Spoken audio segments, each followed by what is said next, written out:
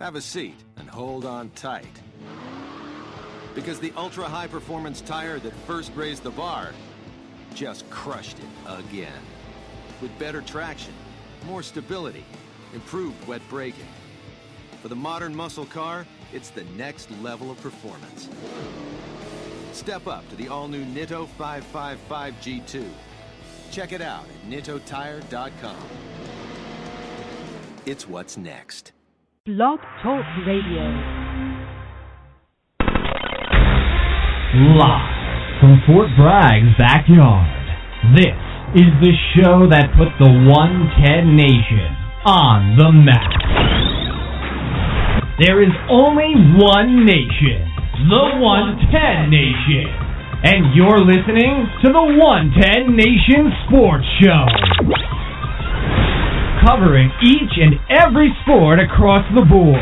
There is no sport too large or too little. It's time to talk the talk. Here we go.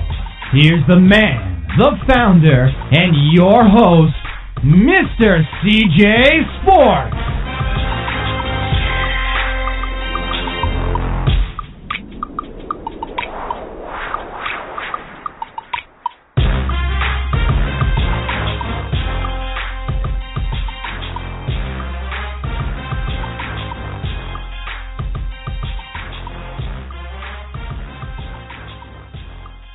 I want to welcome everybody to the 110 Nation Sports Show. I am your host, Mr. CJ Sports. You can follow me at CJ Sports 1. You can follow the 110 Nation at 110 Nation.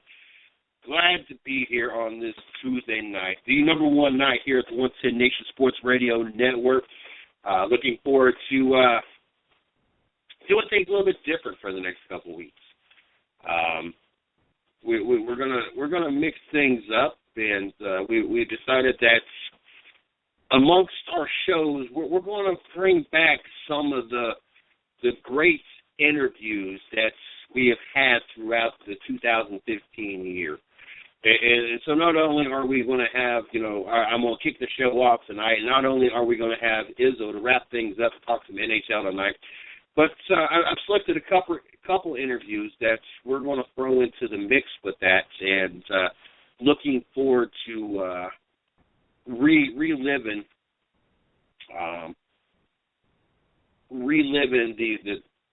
the best of 2015. And tonight we're going to have the NHRA driver Eric Enders, her interview, as she went on to win the championship, and we have John Jr. Joining us as well in his interview. We had both of these very young, talented, well, I won't say very young, Erica, not to put her age out there, but Erica's a little bit older than being young, but she's still a young at heart driver, back-to-back championships, and I don't think there's no slowing her down for next year. And then, of course, John Jr., a very young, talented driver, looking forward to seeing more of him and having him back on the show, but yes, we decided we was going to do the best of it and kind of replay some. We got some great interviews. We had Bobby Allison's grandson on the show a few weeks ago. Actually on Racing with Big Sweat. We're going to pull that one. We had Mason Mitchell last year before he won the championship, the week before, and then this year, the week before he won Iowa. We're going to be bringing that back. Just a lot of different interviews that we've had over the 2015 season. That looking forward to bringing them back and reliving those moments of the 2015 season. We won the championship the week before, and then this year, the week before, we won Iowa. We're going to be bringing that back. And so anyway, to make sure everything works, I want to make sure that we're sounding right, and so I had to test that real quick. But looking forward to it. Looking forward to not only you guys be able to hear for the first time that have not caught the interviews, but be able to sit back and kind of enjoy some of the great times we've had over 2015. So looking forward to that. If you're not following us, make sure you follow me at CJ Sports 1. Follow the 110 Nation at 110 Nation. If you're not like us on Facebook, you can like me, Mr. CJ Sports, or you can like the 110 Nation at 110 Nation Sports, or you can like both of us. I'm not against that. Check out our site, www.the110nation.com. Also, check out our blog site, www.the110nationsports.com, as we got a lot of great stuff going on both those sites. Don't forget, you can find us on iTunes, Stitcher, Spreaker, SoundCloud, Blog Talk Radio, and also over on the I-95 Sports Network. I've got to make sure that I shout out to those guys. Make sure you guys check them out on Facebook, I-95 Sports and Entertainment. Check out their site, I-95sportsnetwork.com. A lot of great shows over there as well, and glad and honored to be part of their network as well. Don't forget, this Sunday night, we got the debut of the Midwest Horsepower Hour Show, brought to you by YellowCautionFlag.com and powered by the 110 Nation Sports Radio Network. Looking forward to having a chance to sit in. Yes, I will be in the studio. I'm just there to produce the show. Not going to be on the show. Waiting to hear what young Damien has to say. Damien B is your host. A lot of big names that he's already got planned for this show. I know he's got a group page or a fan page for the show. Make sure you guys check it out as well. It is the Midwest Horsepower Hour. That's the fan page for the show. I know he is quite a momentum. As a matter of fact, that fan page has only been up for about 48 hours, and he's already clocked over 150 likes. So there's a lot of people over there checking that out. So make sure you guys check that out as well. Just a lot of great things going on at the 110 Nation. So you guys make sure you guys continue to check it out. Make sure you guys tune in Monday through.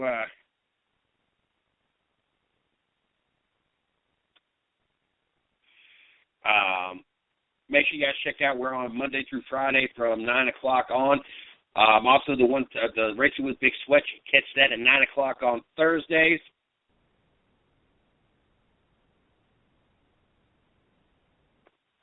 And then also you can check the 110 Nation Morning Show starting after the new year. We got a lot of things going on, and it's too hectic in the morning to be able to, with the family in, kids up, everything. It's just a hectic time to be trying to do a morning show. But after the new year, that Monday after, we're going to be back at it, and we're going to be back at it at 9 o'clock, not 8 o'clock like we once was. So make sure you guys check that out as well. Had a great game to watch last night as the New Orleans Saints looked like they were going to make a game of it. Came back and just fell a little short of winning last night. All in all, a fun game to watch. As at one point in time, the Saints were down by a nice little pretty penny. And to watch them come back and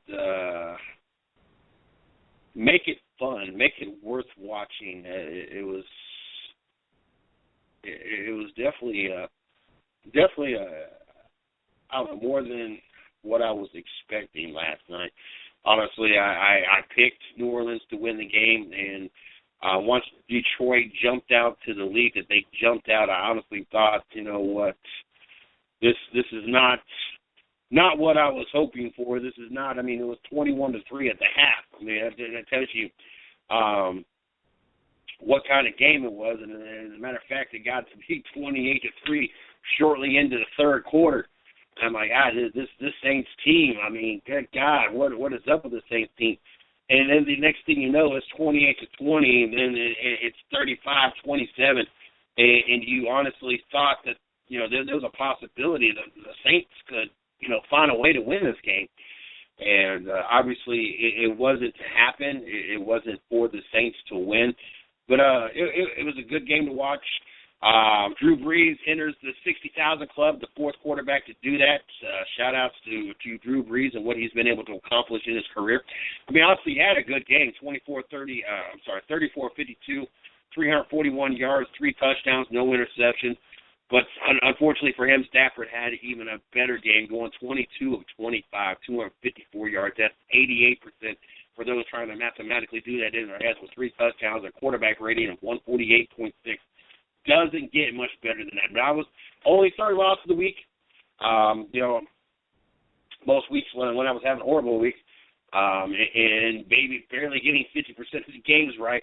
And, 2 or 3 games would have won the football pool. This week I go 13-3, and a perfect sheet lays across the board.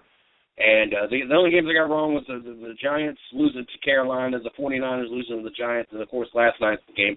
But I was in the odd side of the field on this one. 80% of the people picked the New Orleans Saints to win. So, according to Yahoo Sports, not even in my football pool. So, I wasn't like I was too far off in the majority of the people out there.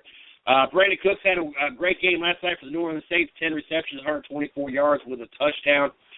Calvin Johnson was only targeted once, had 1 catch, 19 yards. Not a very productive night, even though the Detroit Lions were able to hold on and be victorious as well. It's a very good game last night. You're looking at about almost 800 total yards, as Detroit had 396. The Saints had 399 yards. Detroit did have 1 turnover, time of possession almost straight down the middle, 29-36 to 30-24. Third down efficiency, both of them really did pretty good. Detroit 4 of 8, New Orleans 5 of 14, not too bad. Fourth down efficiency, Saints 2 for 2, 100% on the Saints fourth down. So, I mean, like I said, a game that started off to be a lopsided, boring game, 28-3, quickly in the second half of the third quarter, as the Saints didn't score until 5 minutes left. You got the first touchdown on the board, 5 minutes left in the third, but able to take that game from a 28-3 game to take it to a 28-20 game and make things really interesting. Really turn things around and really make this game a fun game to actually watch. Versus what it looked like it was going to be at the very beginning. Both teams go to 5-9 record. Both teams obviously are not even thinking about playoffs this year. As you know, we start to paint the picture a little bit better. Obviously, with the Patriots 12-2, Cincinnati 11-3. And Houston right now holding their spot at 7-7, and then of course Denver 10-4. But things have gotten a lot more interesting for the fact that Kansas City on that 8-game win streak going to 9-5 now, only 1 game behind 10-4. Can they continue to hope that Osweiler is going to turn things around for Denver, or is it time to put a Peyton Manning back into the lineup that possibly is not ready to be back up in that lineup? It's a lot of things, to think about when it comes to the AFC West. Of course, Pittsburgh right on their 3-game win streak and looking very, very strong with that 9-5 record. And then, of course, the Jets on their 4-game win. I tell you, all these wild card potentials, the Kansas City Chiefs on their 8-game win streak, the Pittsburgh Steelers on their 3-game, Jets on the 4. And that's the reason why there is a wild card position. I mean, obviously, they would like to be sitting in the position that they're on top of their division. But the beginning of the season obviously did not work out for them. But now you got all 3 of these teams in a very tight race with 2 games left on who's going to get that third or the 2 wild card spots. Definitely got to keep our eye on the Jets, the Steelers, and the Kansas City Chiefs moving forward. Then, of course, out in the NFC, you got Washington, that 1-game lead, and that's who I got out of that division, 7-7 record. Green Bay on top of theirs with a 10-4 record, have at least secured a playoff spot, if it be winning the division or winning taking a wild card spot. Minnesota sitting there 9-5 gives you your first wild card spot. Carolina obviously has locked everything up with that 14-0 record. Arizona has locked everything up with that 12-2 record. The only thing they have not locked up is home field advantage, but they are looking to have that first round bye and at least home field throughout their way up to, except for Carolina. And then, of course, you got Seattle has locked themselves into the playoff. The only one that's not technically locked themselves in that I've talked about is Minnesota, 9-5 record. Obviously, with Atlanta still sitting in 7-7, that has put a delay on it. All it takes is a Minnesota win or an Atlanta loss. Either one will put Minnesota into the playoff. And then, of course, Minnesota's still in hunt of being able to win that division. Don't think it's going to happen. I think that they'll go in as a wild card. But with that being said, I mean, Minnesota, if we start today, Minnesota would go against Carolina. I wonder how that would actually, you got the first 2 buys. That would give you, what were we looking at here? Green Bay.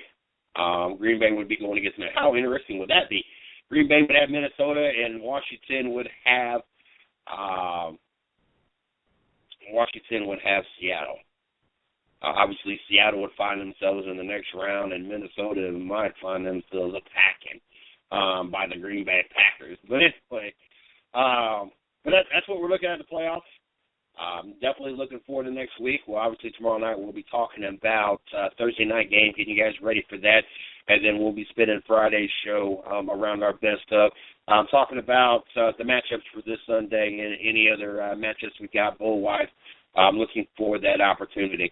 In order to be able to get both of these best of interviews in and to be able to make sure that we are ready for Izzo to be in the house, we got to go ahead and knock out the first of the best of.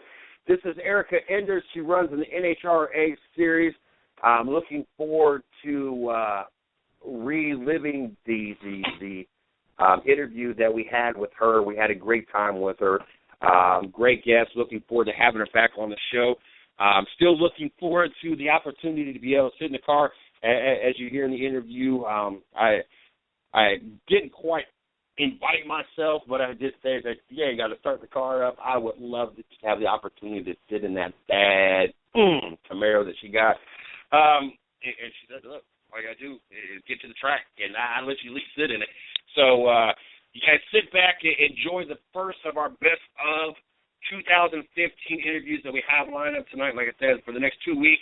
As we wrap up the 2015 season, we're going to be picking a lot of the interviews that we've had throughout the year, getting ourselves ready for 2016, as Miss Lee is going to be starting scheduling people after the holiday break. So we want to be able to finish the season on a high note. And remember the great times we had for 2015. Well, it was probably our second best year following 2014. And obviously 2015 started off on such a delay and such a bad note with all the issues we had.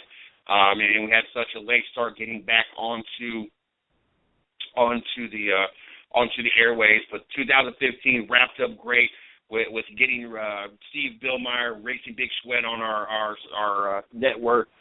Teaming up with I-95 and getting our shows replayed over there, teaming up with Yellow Caution Flag and everything they have going over there, getting the new show, Midwest Horsepower Hour, just a lot of great things to finish up the 2015 year, and we just want to bring the new listeners into the opportunity to hear some of the great things that went on in 2015.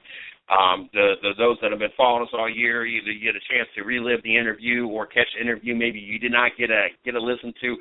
So without any further delay, let's go ahead and pop up the first best of 2015, Erica Enders. I hope you guys enjoyed as much as we did when we got to do it back in October. So she didn't listen to us talk about that we're going to Homestead. She comes to talk about, and I know it's a little time to be, but she'll talk about herself. So on all seriousness, a very, very accomplished woman here, very fast. I can't get past looking at the Camaro she gets to drive. I don't think I've been above about 110 miles an hour, and I would love to have the opportunity, if nothing else, to be sitting in it. You ain't got to start it up. Just let me sit in it. But without any further delay, let's get her on the show. How are you doing tonight, Erica? I'm good. How are you? I'm having a great night. Having a great week here. So there's no complaint here. Before we jump into this, you being the first time, especially anyway, we like to try to promote you or let everybody know how to follow, like, check you out and everything else. At least once in the interview. So I'd like to do that in the beginning just in case we run out of time at the end, which 9 out of 10 times we do. So before we jump into everything, that way we don't miss this, I want you to go ahead and put out anything you want to put out. Social media, Facebook, Twitter, your guys' team site, any personal site, sponsorship, anything you want to throw out there real quick before we jump into this. All right. Well, we're on every form of social media, so that might take a second. But my website is ericaendersracing.com. Our team website is elitemotorsportsllc.com.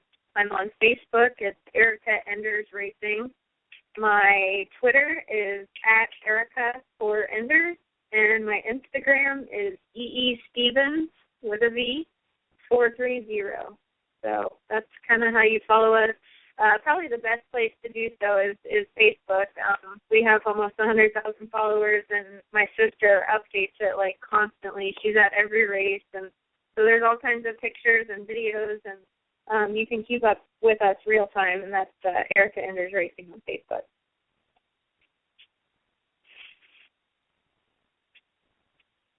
Gotta know. There's a lot of horsepower underneath that hood, and there's a lot of speed in those cars.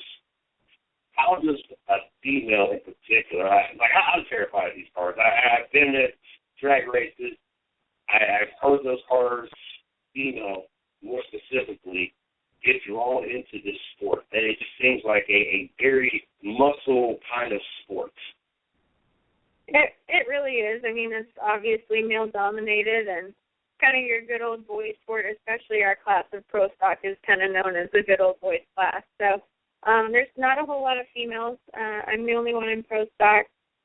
I believe there's 2 that race dragster and 2 that race funny car, and a couple of them that race motorcycles. So not very many females. There's a ton of them in the sports and rank where I first started, so that's pretty cool. But I got interested because of my dad. I mean, I grew up watching him race, and I always wanted to be like him. He's my hero. He still is, and I wanted to be a race car driver like my dad. And he was just a hobby racer. He didn't do it professionally, but that's what our family did on the weekends. So every weekend after volleyball games or whatever I was doing, I'd go out to the racetrack with my dad. Fortunately enough, NHRA came out with the Junior Drag Racing League, where at the time kids from 8 to 17 could drive, and they have now lowered that minimum age to 5, so kids can even start earlier now. But I was 8 when I first started racing, and I drove junior dragsters for 9 years, and Super Comp and Super Gas, which is your sportsman index racing. I did that for 5 years, and now I'm fixing to complete my 11th year in pro stock. So dedicated my entire life to the sport, 23 years, and I love it. I eat, sleep, and breathe it. It's the first thing I think about when I wake up, and the last thing I think about before I go to sleep, and it's my passion. I feel so blessed to do what I love for a living with a group of amazing people. Now, at what age did you win your first race, and then also at what age did you know this was you? Like, you knew that you could make a career out of this. This was definitely, without a shadow of a doubt, how you wanted to make a living. Well, I actually won the first race I competed in, and that was in Houston at the racetrack in Baytown. And I don't know, racing was it for me before I started driving. Like, that was, my incentive to make good grades, to be able to go with my dad on the weekends. And, a lot of families have different hobbies, and that was our normal. So I've known it for a long time, and after, our success in the Junior Drag Racing League and then moving up to the sportsman cars and having some success there, I just, I always had this dream that I wanted to be a professional race car driver. And, as a kid, when all my other friends were like, yeah, I want to be a doctor, a lawyer, an astronaut, or whatever, and it was always race car driver for me. So it's been a pretty cool life. I mean, I love it. I feel extremely blessed, like I said, but it hasn't been an easy road by any means, and there have been way more valleys than there have been peaks. But having gone through those, it makes the good times that much sweeter. And just if I had a normal job or a different life, I still would always want to do this. This is my passion. So I feel pretty fortunate to be able to still follow that dream. 8 wins this year. That's an amazing accomplishment.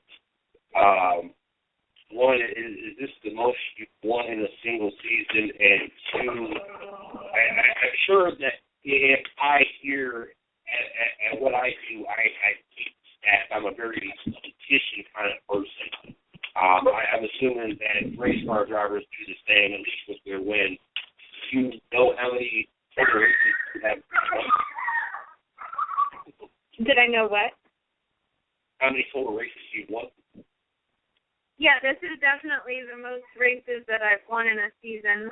Prior to this year, last year was the most with 6. So we just passed like the most female wins in 1 year, and Angel had that record formally at 7. So it was definitely a huge accomplishment, and we've got 2 races left, and obviously it's our goal to win those 2 as well. But that's a tall order, and we're going to do our best. But it's definitely been a fantastic season, either way you look at it. Will this be your first championship? I'm sorry, what did you say? Sorry, will this be your first championship? No, we won the World Championship last year in 2014, so if we're able to get it done this year, we'll be able to go back to back. So that'll be pretty cool. What's it like to sit in that beautiful-looking Camaro that you get to drive for 3 years? I love it. I absolutely love it. It's a blast. I mean, it's an adrenaline rush. It's an extremely challenging car to drive. I think that's why I like it so much, is that it like puts up a fight every time you let the clutch out in it, and it's something different. You know, nothing really happens the same every single time, and I'm learning every time I let the clutch out in the car. So it's definitely an animal to drive, but it's a lot of fun and something that, you know, like I said, I learn every time I get in the car. So after spending 11 seasons in it, you know, I've been able to learn a lot, but I still feel like there's a lot more left to learn, and I try to better myself as a driver every weekend. So it's a lot of fun, you know, no matter how good a shape you're in. Every time I get out of the car at the other end, I'm out of breath and just like, I don't know if that's the adrenaline. I don't know. I'm not sure if I hold my breath during the whole run. I don't know what the heck I'm doing in there, but I know that when I get out of it, I'm just like physically and mentally beat. So it's a lot of fun. This is the first time you got in one of those and you got up to full speed in that quarter of a mile. When you got done, was you like, oh my God, was you terrified? Was it a rush? What was it like the first time you had an opportunity to be full speed and do it, and, you know, had the opportunity to do it?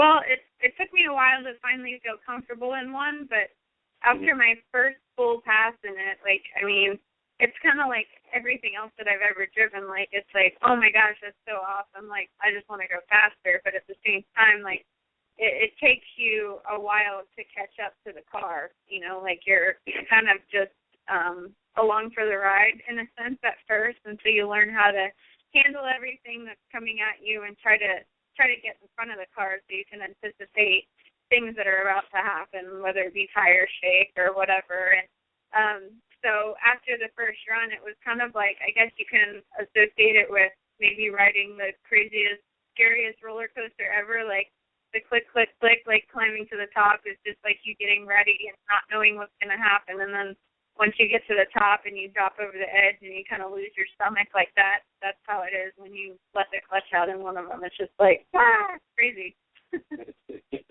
What's it like in between the races, or in between heats, I guess is what you guys call them? I know a lot of cars I've seen, you see a lot of times the crew taking things apart and, you know, changing stuff out and everything else. How hectic is it really in between your guys' heats? It's pretty hectic. I mean, if everything goes smoothly, it's okay. You definitely have enough time to complete everything that you need to work on. But, you know, if there is something that goes wrong, you know, like you need to change an engine or transmission or, I mean, well, the list goes on and on. We service everything from, you know, we run the valves every time we change valve springs because those lose pressure. If it's anything more than changing a valve spring or shimming it, you know, maybe a push rod or a rocker. If it's anything more internal than that, then we just change the motor. We completely service the clutch. We break down the transmission and change gear ratios. You know, I have to shift 4 times. It's a 5-speed car, so we bust down the transmission every run and change that. We could potentially change gear ratios. We change jetting and air bleeds in the carburetors, sometimes change intake manifolds or carburetors completely, change tires. I mean, we service the whole car. We don't tear it down to the bare block like Top Fuel guys, but we carry the spare bullets under our bench if we have to change a motor. So if everything's okay and it's just a normal service, you know, everything can be completed in 30 to 40 minutes. If we've got to change the motor, Obviously, it takes a little bit longer than that, but I mean, we've been up against the clock before. We completely serviced the car in Houston this year. Actually, is the most recent time it happened, and I went to fire to warm up, and it stuck a lifter. So we had literally 15 minutes to get to the starting line. My guys changed the motor completely. We fired, warmed up in 11 minutes. So, I mean, if it has to be done, it has to be done, and I've got the best guys in the world to do that. So turnaround times are different. Like, it just kind of throws you curveballs sometimes, but if everything's normal, you definitely have enough time to complete everything. You know, it's funny because once upon a time when I was in the military, I would brag because they could pull a Humvee in my shop at 9 o'clock, and by lunch, either I had to pull out or at least everything disconnected to the point that I'm ready to pull out. I could come back from lunch, and regardless of what point I left it at, I could have it back in and ready to roll out by the time I left at 5 o'clock. Now, after listening to that story, I don't even want to brag about what I could have done back in the day with a Humvee because, yes, 11 minutes to change everything. That's remarkable. Yeah, well, I mean, the behind-the-scenes stuff they don't get to see is I have 8 guys assigned to my car, and I also have a teammate who has 8 guys, and he was already eliminated from competition. So technically, I had 16 guys working on stuff. So, I mean, we just, gel completely, and everybody, stays out of each other's way, and there's just, this smooth routine that everything goes in. So it's, I definitely have the right people in place to accomplish that. It's not a one-man job by any means. Yeah, but having extra people on there, it doesn't always necessarily work out great. Then you got too many hands in the way, and you got a crew that's not working with another crew as much. So I think definitely tip my hat because, the circumstance being it was in 11 minutes, that's phenomenal. What's the fastest official time, the fastest speed officially that you've ever had? And have you done any other types of racing outside of drag racing? My fastest time officially is 6.464 seconds, so 6:46. And that just recently got beat this year. The new record is 6:45 now, so 6.45 seconds in the quarter of a mile. And then my team and I still hold the mile-per-hour record at 215.55 miles per hour. So we're hauling the mail. It's pretty quick. And actually, this past weekend in Dallas, it was really dry, cooler air, so we were able to run fast. I was able to run a 6:46.1. So I guess actually that's my quickest time now by 0.003 of a second. So it's kind of unheard of to hear those types of elapsed times in Texas. Normally those they've been set in the past in Reading, Pennsylvania, and Charlotte, North Carolina, kind of further north where it's a little bit cooler. So we definitely had a fast weekend in Dallas, but yeah, it's pretty quick. So aside from drag racing, I mean, I don't have much other experience. I got my SCCA license a few years back, and of course go goof around and race go-karts and stuff with my friends and shifter karts and Formula Fords and whatever. I've had a little bit of experience in other stuff, but nothing like drag racing. I mean, I've spent my entire life doing that. So the SCCA license deal was just kind of like a 3 or 4 day course to get the license, and the other stuff we just goof around with having fun. So by no means am I very talented at that, but I guess I could handle it, maybe. I don't know. I like to go straight. I mean, I feel like I have a little bit of that attention deficit deal where, after I'm done in 6.5 seconds. So when I'm having to, run laps and whatever, I'm like, oh, look, there's a bird. It's just there's a lot going on, and it's definitely a longer race than what we're used to. So it's interesting. Now, for you, and I don't know why this flashes in my head, but recently, I would say it wasn't last week, it was a Facebook post, and I don't know how many people have seen this one, but there's 2 people sitting at a stoplight, a young punk in, I want to say a Porsche or something sporty, with a cute girl sitting next to him, and there's a guy in the other car, kind of middle-aged, sitting at, I think what it was a Camaro, and the young punk's revving his engine and gives the guy the bird. And the middle-aged gentleman turns at him and holds up his badge and lets him know he's a cop. And kind of a poke at him. His girlfriend ends up waking the cop and everything else, and she's rolling. So my question question to you is, one, how many times have you sat at a stoplight and had, some folks sit there and rev their engine up, and you just sit there and think in your mind, you only knew what I did for a living. And two, how different is it for you to go from driving in a drag car to going 55 miles an hour in a straight line down the highway? I've been around my fair share of street racing. I mean, in high school, that was a thing to do. I had a 67 Chevelle, and then I had a new body Mustang Cobra and a jacked up Ford pickup truck. So I've had like all sorts of fun fast cars, and then like the mud and jacked up truck or whatever. And my friends and I would go out and watch the street races when we were in high school. Like I could never, compete in them because I had an NHRA license, and if you got caught street racing, they could pull that. So I was really kind of strict with that stuff, but we definitely go out and watch and have fun with it. But being in like faster street cars and hot rods and stuff, like people would pull up to you at the stoplight and rev their engine at you and like ask you to race, and always had to say no, and that kind of sucks. But at the same time, it makes you laugh because they have no idea that I'm a young girl and what I do for a living is what they're trying to get me to do on the street. So that's definitely interesting. But yeah, what was the second part of your question?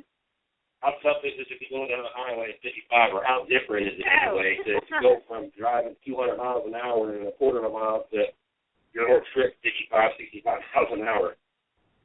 Yeah, it's definitely an interesting trade-off, I guess. Like when I was younger, I had a different mindset, and I actually crashed a Pro Stock car during a test session in 2004. And to be honest, that kind of changed my mindset on all of that, because here I am in like a double roll cage race car that's built to withstand the 300-mile-an-hour crash, and I'm wearing a 15-layer fire suit, a helmet, and all this protective gear, and there's light on the scene, and as much of a controlled environment as you could be in, and whatever happens on the racetrack happens sometimes, and when you're going 200 miles an hour, it's dangerous, and you're only racing against one other goofball, and when you're on the freeway, you're with a million other idiots. So my mindset changed at that point, and I quit buying the fast street rod cars. Like now I drive a Chevy Tahoe or a two-door Mercedes. Like, I mean, it's kind of your grandma cars, and I don't go fast. Like I kind of, not that I'm scared of it, but I respect it. It's crazy what can happen to you on the racetrack when all of that safety equipment is in place, and then when you're going down the street, you're just wearing like a one harness shoulder belt and no protective gear. So, and you don't have medical staff like 2 feet away from you if something happens. So my mindset changed, and I definitely drive differently now, but I leave my speed racing mindset for the racetrack. When you first got into the sports, was it hard to earn respect from everybody being a male down to the sport for you being a female? And how much has the sport changed over the years since you've been in the sport when it comes to female races?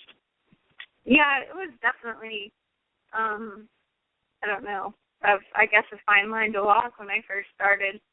I guess being older now, like I can imagine what it looked like. I was a 19-year-old girl, like just a kid, coming into Pro Stock thinking that, I could drive one of these things, and I'm sure the other competitors that had been doing it their entire lives, and of course they were middle-aged to older men that I'm competing against even now still, and I'm sure they thought that I was going to be a flash in the pan or whatever, but, over the years I've gained the respect of my competitors, and, some of them might not like me, but they damn sure respect me and what my team and I are capable of. So that's to be earned, and as it should be. But it was different coming in. Like I grew up in a house where my dad, taught us that it doesn't matter. Gender doesn't play a role.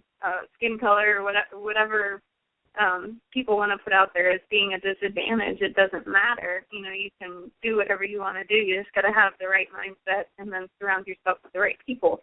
So that's how I grew up, learning. And then I go out there in the real world and try to make a living drag racing, and I didn't understand the chauvinistic attitudes and just the mindset of certain people.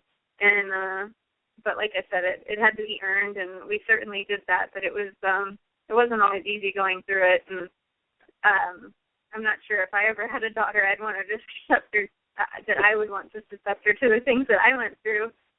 Not saying that it was just, oh my God, so crazy, like probably what Shirley Muldowney had to go through, but it wasn't easy, and you definitely had to decide if it's, I had to decide if it was something that I really wanted to do, because I have an education, I could go get a job and probably make equal or more money doing something else, but it's not my passion, it's not what I love, and I wouldn't have ever been happy, so I just kept fighting for where we are now, and even as recent as 2013, at the end of the year, the end of my stint at Cagnazzi Racing, I just was really uncertain if it was something that I wanted to do anymore, if it was worth the pain. And fortunately enough, I stuck with it and got teamed up with Richard Freeman and Elite Motorsports, and I honestly have never had so much fun. I've never been happier, and I just got a tremendous group of men that I work with, and we have a blast. I mean, we have a blast on and off the racetrack, and we're able to be successful while we do it. So it's been a huge blessing. How physically demanding is this on your body? I don't like doing male versus female because there are a lot of females out there. As a matter of fact, this whole week has been nothing but female drivers. We have a lot of female drivers that come on the show, and I have a lot of respect for the female drivers. I feel that you guys are kind of the banner wavers of this whole movement of making it easier for the upcoming generation. When I was growing up, there wasn't females in racing, and now it's becoming more and more common.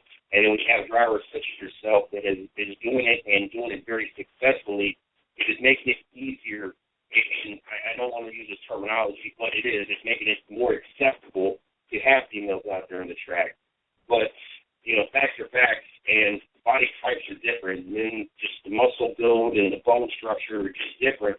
So, one, how physically demanding is it for you to be in those type of cars, and what do you do to help yourself stay physically prepared for it? Yeah, I mean, it's definitely different. I mean, obviously men are stronger than women, and I'm, totally on the girl side. We can do anything that we want to, but at the same time, the physicality of it is plain and simple. Men are stronger than women, but a lot of it has to do with the 6 inches between your ears, and that's your mindset. And that's something that I guess I had to work on more than anything when I was starting out.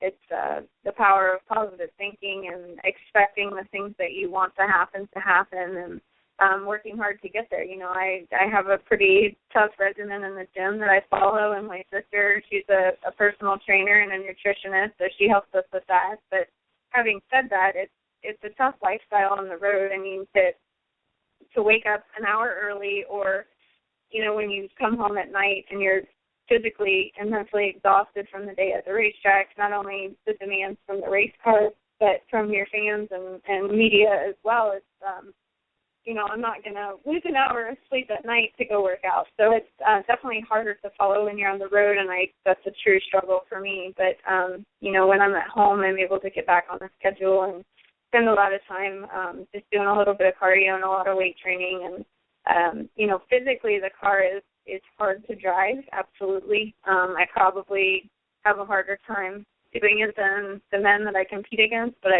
I work hard to be able to overcome that part of it. And a lot of that goes back to what I said a second ago, is the mental side of it. So it's definitely physically demanding. The clutch pedal is extremely hard to push in.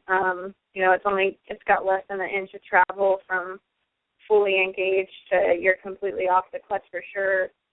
Shifting, I mean, it's a Z pattern shifter forward and back, and it's metal on metal. So you're I'm throwing my arm as hard as I can, to shift the gears, and there's just a lot going on. And then not to mention when you let the clutch pedal out, you're experiencing almost 4 Gs and the same negative Gs when you pull the parachutes at the other end. So there's a lot of demands physically, but most of it I would say I've overcome mentally. So it's tough, but it's fun. I like the challenge of it. I like when people tell me I can't do something, because that makes me prove to them that I can do it. So it's definitely the mindset, I guess. Now, where is the final races at here this year? We head to Vegas next weekend, and then we have a week off, and then we go to Pomona, which is Southern California, in the Los Angeles area.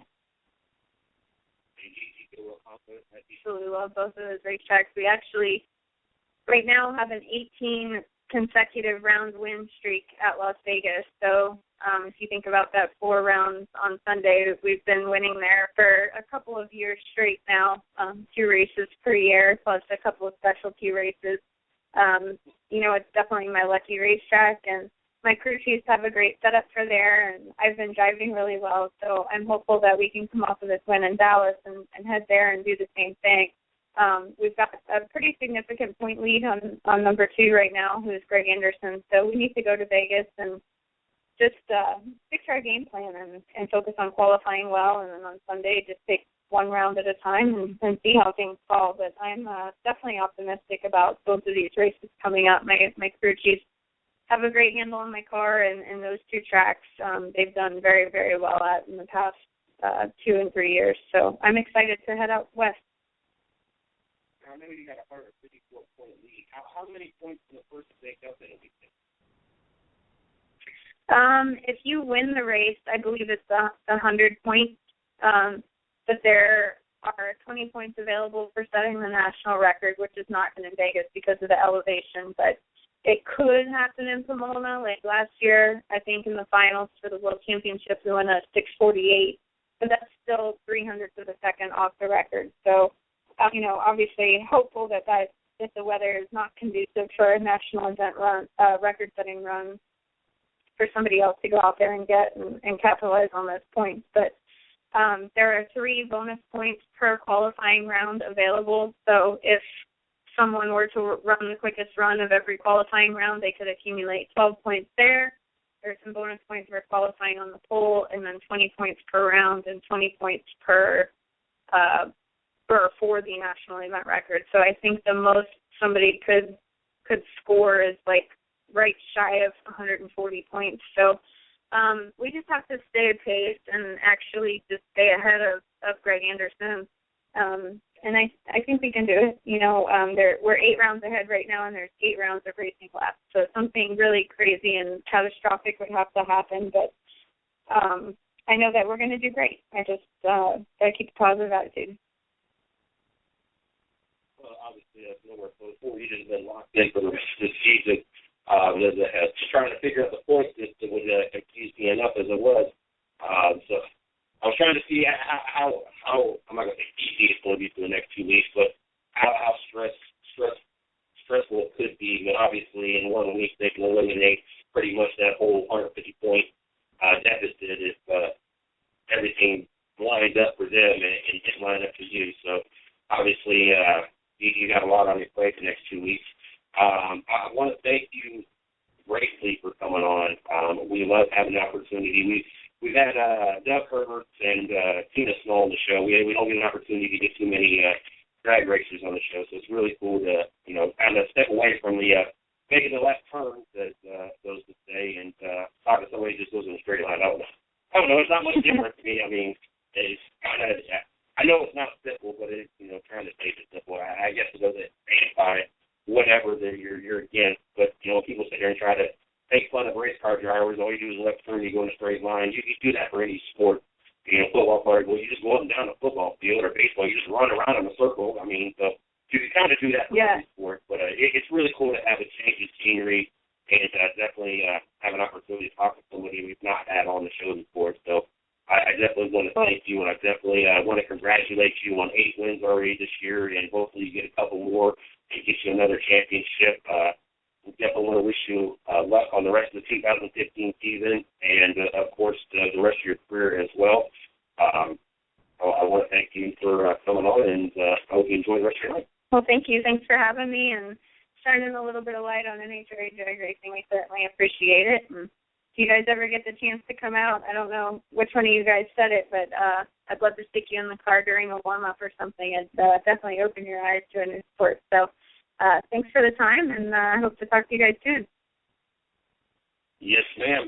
Definitely, the door will definitely be open. And that was me. Like I said, you don't even have to start the car up. I just want to sit in one. Just imagine what the power is like to have my hand on that steering wheel. But definitely the door is definitely wide open. Hoping to get you back on soon. Talk about the Empire season and everything else, and what the plans are for 2016 and future future show. So good luck, and we'll talk to you soon. All right. Thank you, guys. Yes, ma'am. You have a great night.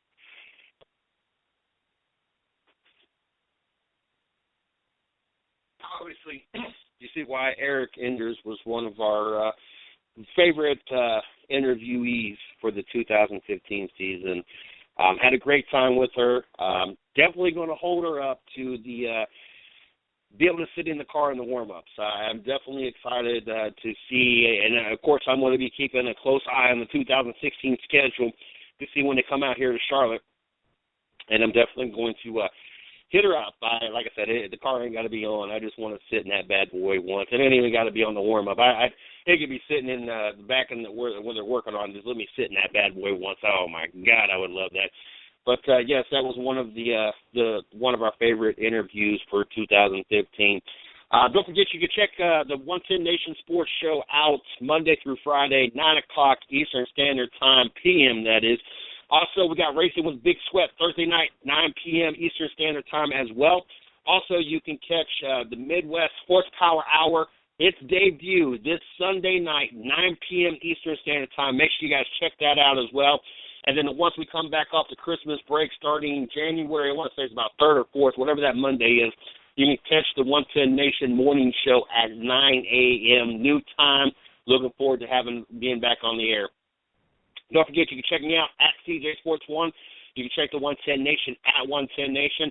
Also, check us on Facebook. You can check my fan page, Mr. CJ Sports. You can check the 110 Nation's fan page, 110 Nation Sports. Check out our site, www.the110nation.com, or check out our blog site, www.the110nationsports.com. Well, without any further delay, we have one more best of 2015 want to bring to you guys. Another young, talented driver. Looking forward to having him back on the show as well. Jay Jr., very, very talented, has won him some quite a few races in the championship as well. So sit back, relax, and enjoy this interview. We had him back on October 28th for the 2015 as we wrap up 2015 and get you guys ready for 2016.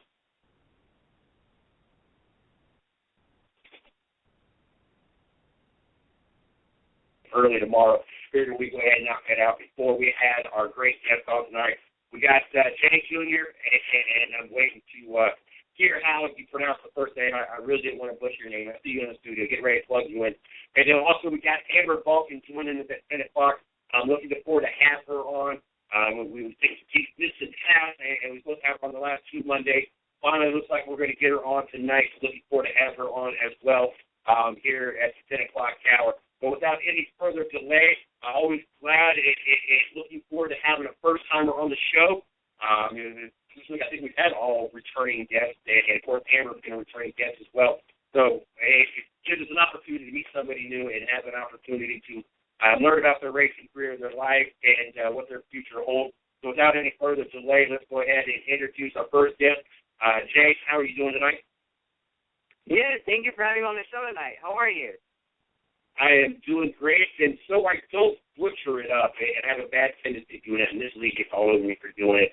I want you to pronounce your first name for me so I don't screw that up. My first name is Jairo Avila. Yeah. Okay. Yeah, you can't get that. It's pretty hard. That's why I have a lot of people call me J.A. Jr. Makes it easier for everybody. There you go. Glad to have you on tonight. What we'd like to do before we jump into talking to you, and we do this with every guest, I want to give you an opportunity to plug yourself. Social media, website, team site, wherever you want to throw out there. That way the fans get to know you a little bit better and have an opportunity or a way to find you so they can follow your racing, follow your season and your racing career. Okay, cool. Yeah, everybody, you can follow me on Twitter at Team J.A. Jr. or Facebook at J.A. Jr. And then on Instagram, you can look up for me at J.A. Jr. And then my website is jjr56.com. You can go check it out. Cool. Make sure that I did that. I know I connected with you earlier. Later on, I'll try to connect with the rest of them. Okay. At what age did you get into racing? Oh, I started when I was 5 years old with the go-karts out at LATC at Fontana Speedway. You know, it's crazy to me because until I started doing this, I had no idea that drivers started at such a young age. It's not something that I ever heard of. You know, I'm not saying it's uncommon or, you know, I think I just had blinders on. Yes, I participated in Pee Wee football and T-ball, and I knew that they started in ball sports at a young age. I had no idea at such a young age, and it's even more amazing to me for the fact that I call her my daughter. I raised her since she was 2 years old, and we still have a wonderful relationship. And she still runs into walls. My son, he ain't much better. And then in the current relationship I'm in, they're 4 and 5. And prime example tonight, I talked about how they can't make it through the living room without tripping over their own 2 feet. And every single time, and Shorty said they're talking about, no, not every time. And calls them out here to try to make a point. They even make it out of the bedroom and one of them smacks the right on face first and trips over their own feet. So with that being said, I couldn't imagine at 5 years old having one of these kids in a go-kart. What was it like growing up and having the opportunities that I couldn't imagine those kids even be able to handle? Oh, no, it was an amazing opportunity. You know, in my family, I'm the first one to be racing. You know, my dad, he was a marathon runner and stuff like that. So there was no racing in our family and stuff like that. So for the first generation to come out and be a race car driver, that's pretty funny and stuff like that. But I could have done it without the support of my parents. You know, they've done a lot for me. Just coming from Colombia, migrated from Colombia to here to the United States. So it's a pretty amazing opportunity that I was able to do racing, you know.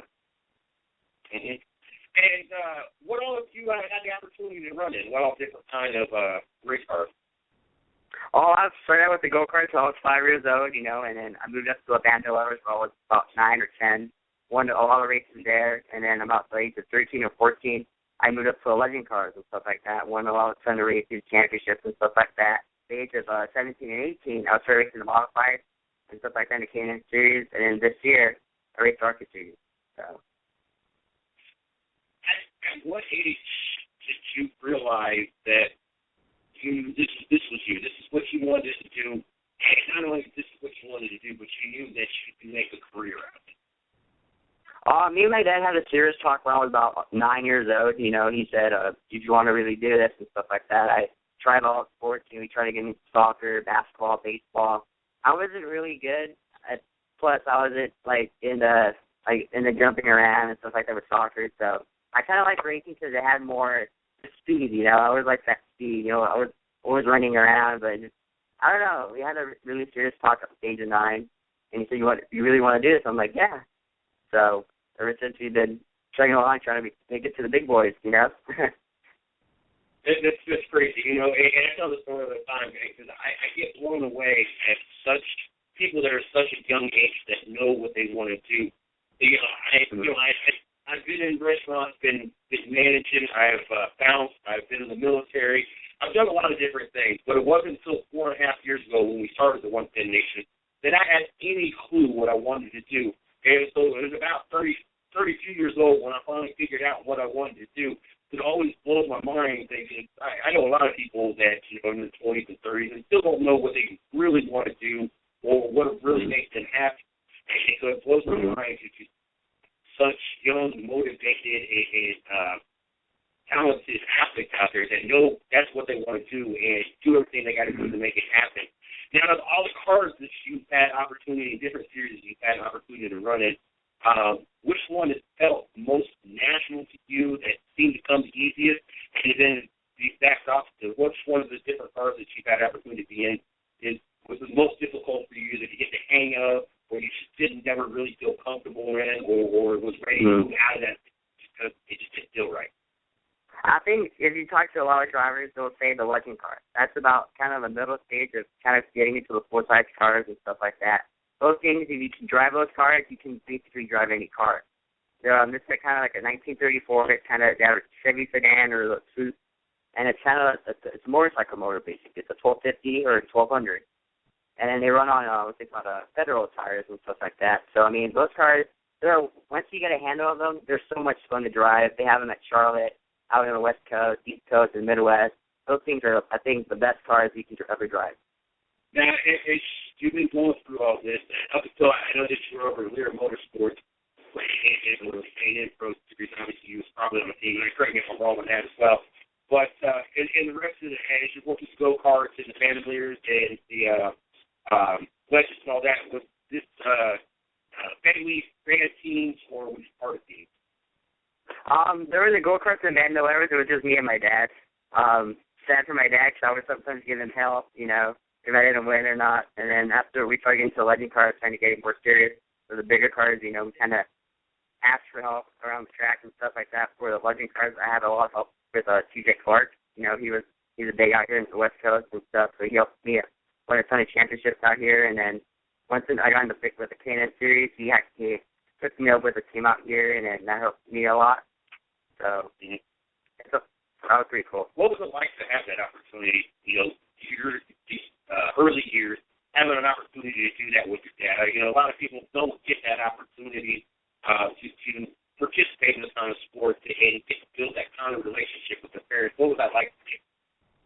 Oh, it was amazing. You know, me and my dad, he never thought I would be a race car driver, but it was kind of funny because you know how the son, like father and son, like if the son likes it, the dad would try to get along with it. So me and my dad, it's a pretty cool bond that me and him have. You know, sometimes we'll be driving home from work and stuff like that. We'd just be talking about how was the weekend at NASCAR, who won Kyle Busch or Jimmy Johnson and stuff like that. But it's pretty cool, you know, when me and my dad have that social connection that nobody else could ever have. You know, like my mom, we're not that close. She doesn't really follow NASCAR and stuff like that. So it's pretty cool that me and my dad can talk about anything. It is funny to listen to people talk about go-karts. And the reason is you guys do this competitively and it helps build your career. My biggest story when I talk about go-karts, I happened to be with my father, and my brother and one of my father's friends was there. We was on this track, and my brother had spun out my father, and that's kind of where I left it at, and I was in front of them, so I didn't see the rest of it. And we ended up finishing. I ended up getting out, and I started walking back, and my father's, I think it was my stepmom or maybe his girlfriend at the time, and my dad's friend, dad's friend's wife was over there, and I'm walking up, and they're like, oh, cool, there's a bonfire, this, that, and the other. And here to come find out, when my brother had spun them, the tires that hit a dip or a pothole in the track and caused my father to flip the go-kart. That's what was on fire. But here, both the ladies thought there was a bonfire, and they were getting ready to walk over there and get around the fire and everything else. And you know, that's the kind of stories we tell when it comes to go-karts. Yeah. Not us on the track and winning races and everything else.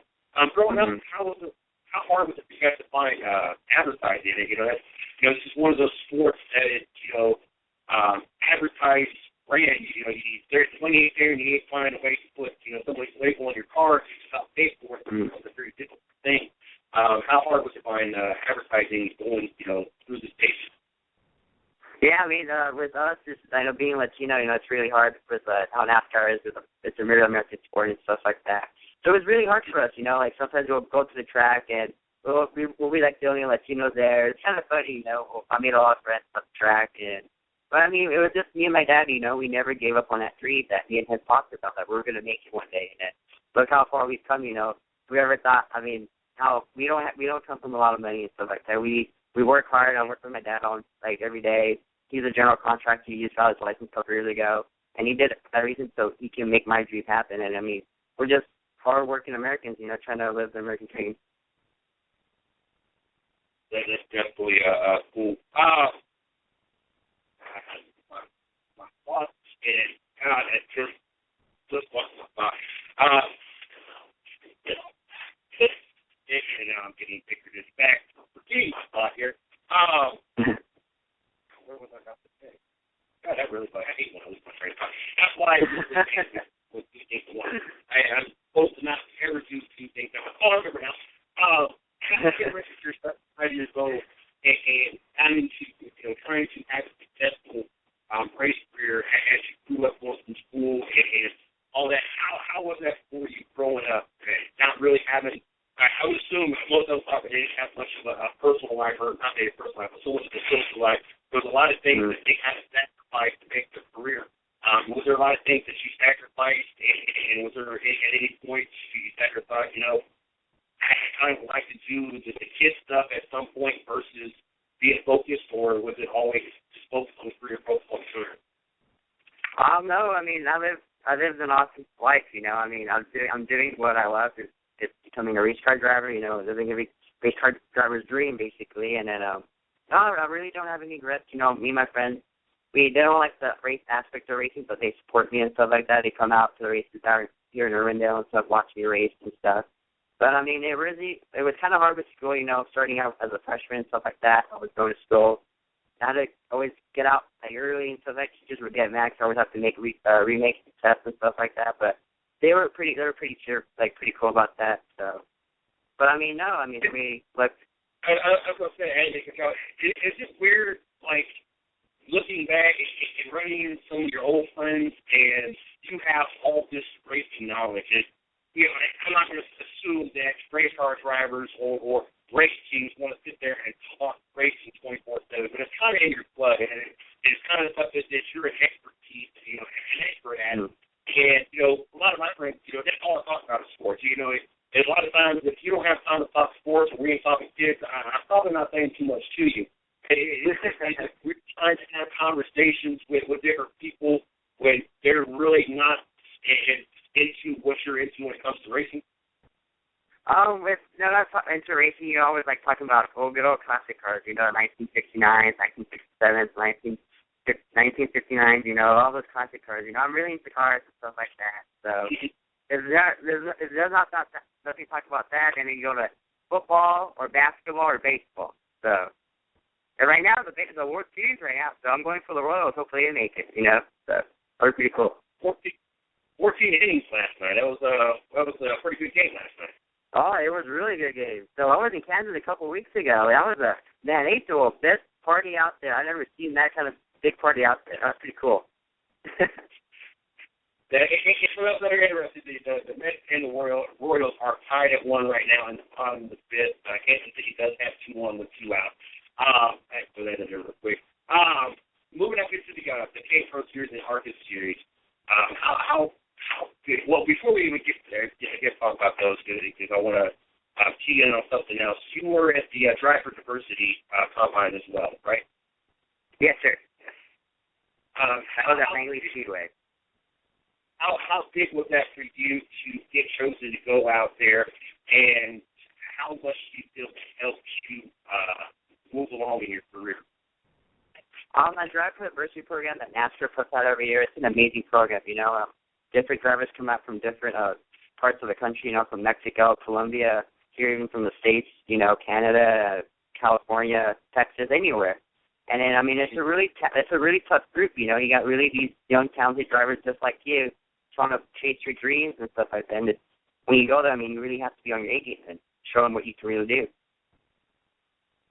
And then moving into the K Pro Series and ARCA Series, how much of a change was that for you from going kind of to the local and, you know, not so much the national, I'm going to say both the local and national scene, but the talent level, going from, you know, not just your local, your state, or the tri-state area, or wherever you were traveling, and the legends and the go-karts and all that, but now you're getting some of the best that are working on the same goal.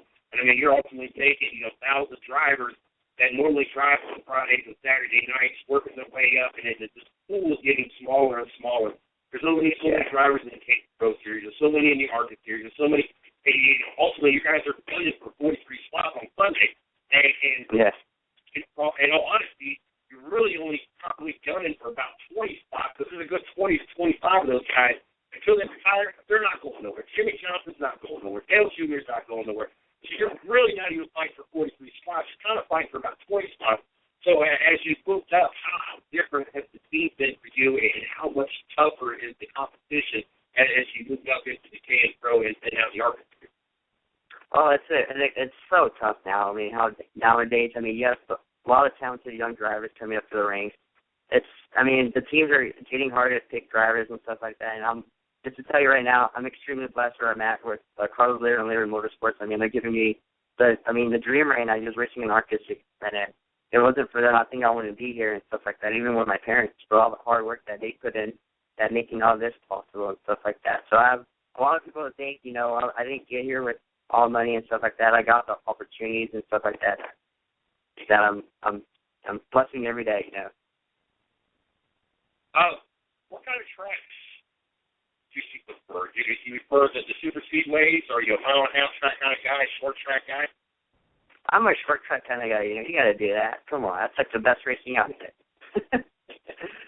I tell you what, I tell people all the time, people kind of look at me funny. I had the opportunity in 2011 to go to the Daytona 500 when Trevor Banks was brothers back in the victory lane. And then the last years I've had the opportunity to be out in Bristol, and I've been back to Daytona a couple times in 2011. For the last 3 years I've had the opportunity to go to Bristol. And, you know, when I weighed out and had rid out my bucket list, the tracks I wanted to visit, honestly, Bristol Saturday Night Racing was right there, toe-to-toe with Daytona, go to the Daytona 500.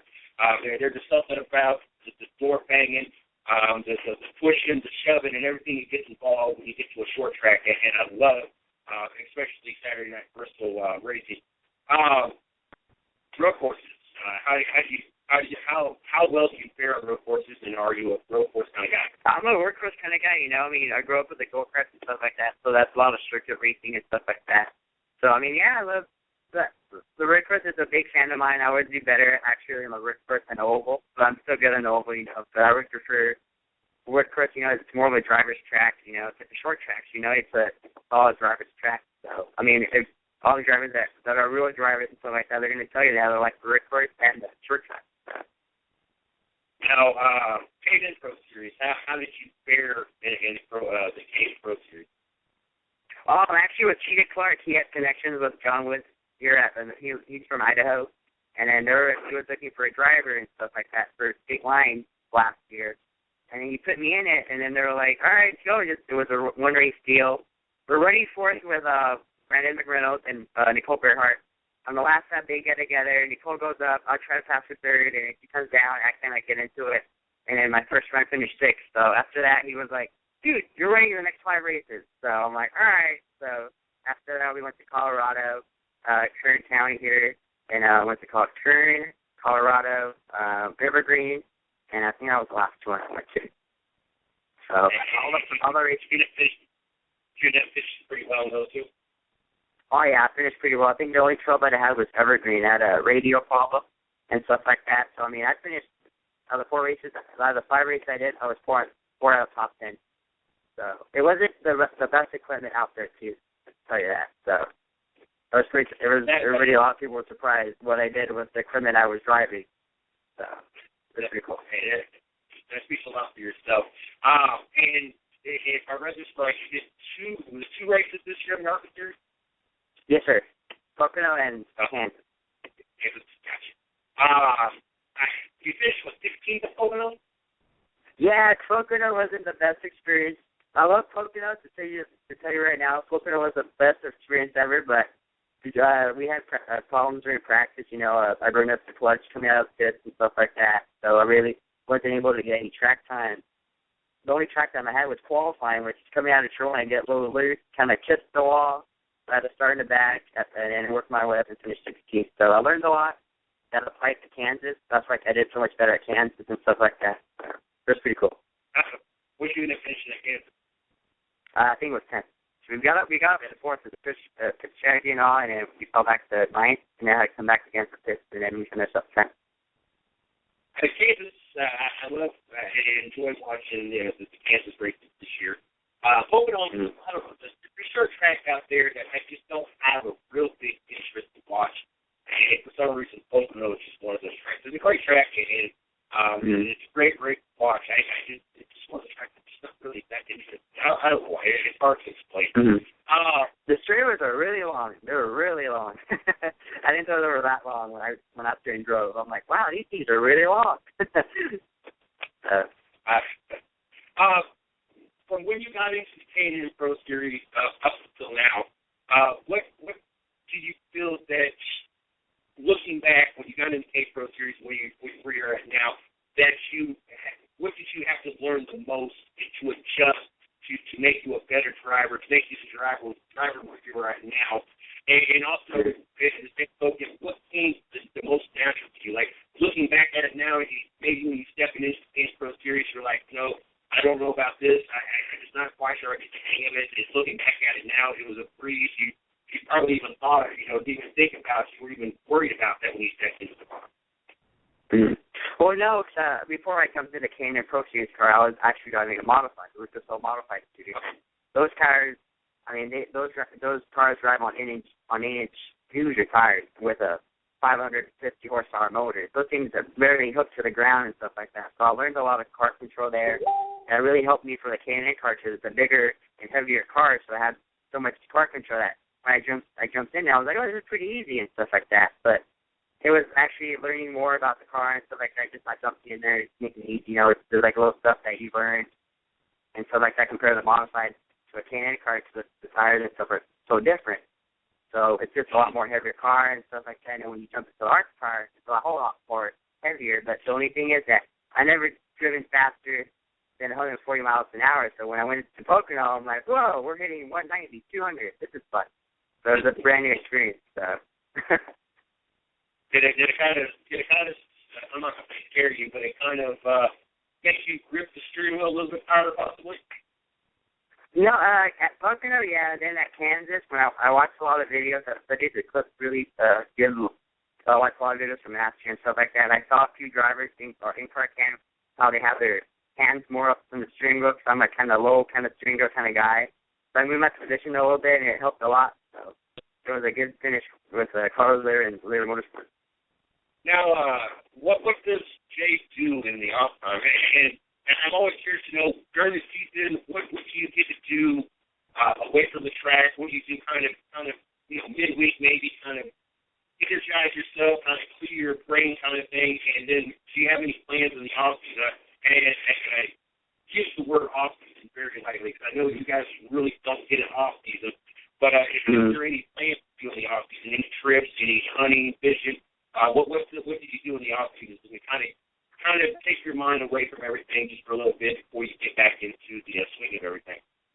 I wish I could do that, but no, my dad, he's like, no, you're coming to work Monday morning. So he keeps me busy, I'm also learning his business, how he controls all that and stuff. So he puts me to work. He doesn't want me going fishing and stuff like that, which I wish I could do, but no. Usually, like around November, December, I usually go out to electric car racing out at Las Vegas Motor Speedway. Kind of stay in reaction speed and stuff like that, trying to stay fit. So, but no, usually just Monday to Friday, like everybody else. Go to work, come back home, and relax. You can't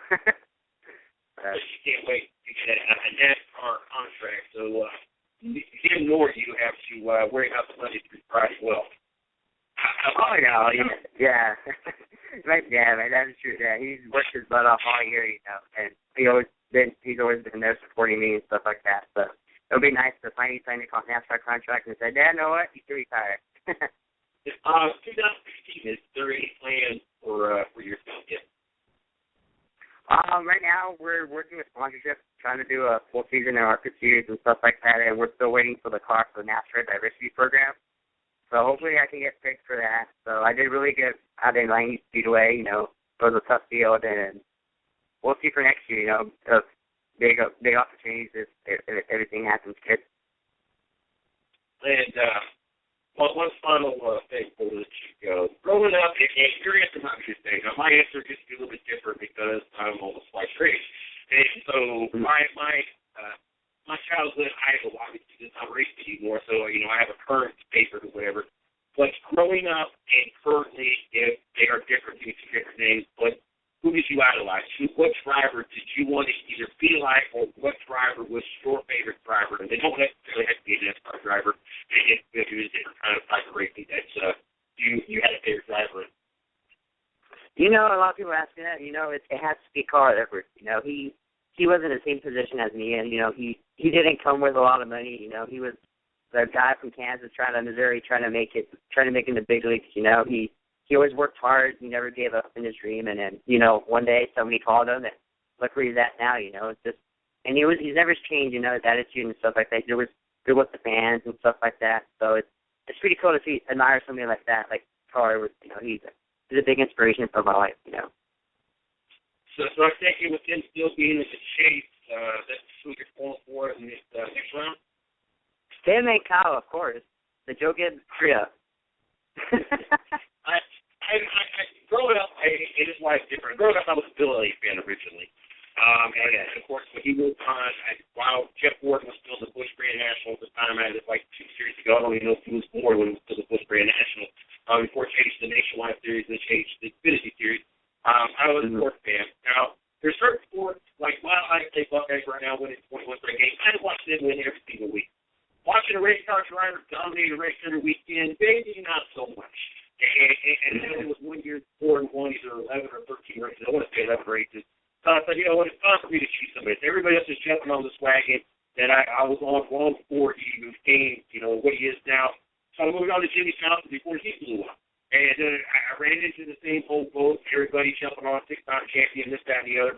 So I moved on. Now I got 2 favorite drivers, and I picked at both ends of the totem pole, and neither one is going to catch a big bandwagon, and I don't have to worry about one winning all the time, and the other one I'm waiting for him to desperately win a championship. My first goal right now is Ed Patrick, and I don't have to worry about her winning races all the time. God's going to start getting better and better, but I just don't think she'll ever be that multi-time winner. If she wins one race in the season, I would be shocked. That's going to be the extent of that. And, of course, at the other end of the pool is Kyle Busch. I think Kyle Busch can score on 3 wheels, and most drivers can go on 4 wheels. And so I'm a big Kyle Busch fan, plus the fact that everybody's just so anti-Kyle Busch. It just gives me more reason to like Kyle Busch. Yeah, he's proven a lot this year, and I wish him the best of luck this year. Hope he wins the championship. He's a hell of a driver. He's out from Vegas. I was one of the West Coast drivers that made it, so he's another one of those guys that could probably win the championship. Oh, yeah, definitely hoping that he's won. I think the other person I wouldn't mind seeing winning, outside of Carl Edwards. I don't have nothing against Carl Edwards, but Mark Truex and the things that they've done in the 78 team, I would really like to see Mark Truex finally get a championship in the 78 team. Kind of prove that the single car team can actually do this, and a team that's based out of Denver versus all the way out in Charlotte where everybody else is at. I think that it would just be a nice story. So definitely, I really got a team winning. Jay, I want to thank you a lot for joining us. It's hard to wait for 30 minutes to go by that quick. Yes, it's crazy. The door is always open. We would love to have the opportunity to have you back anytime you'd like to come back, especially once things get panned out and you know what you're doing for the 2016 season, if it be through driver diversity or getting sponsorship in the ARCA Series land. We would love to have you come back on and we talk about that a little bit. If not, the next season as things get going, we'd love to have you come back. Definitely we'll be keeping an eye on you, and of course the rest of the One Nation will as well. I want to wish you good luck on being prepared for the 2016 season, and of course the 2016 and your career. Oh yeah, thank you so much, Peter, for having me on. I just got to take a special thanks to Carlos Lira and Lira Motorsports for all the opportunities they've given me this year. For my dad, Art General's Contractors, for doing everything they've done, and all the fans out there that follow me on Instagram, Twitter, and Facebook. Thank you for everybody else for it as well that everybody gives me. You have a great night, sir. Hoping to be talking to you again soon, and you enjoy the rest of your evening. Thank you. You too, sir. Have a good night. You too.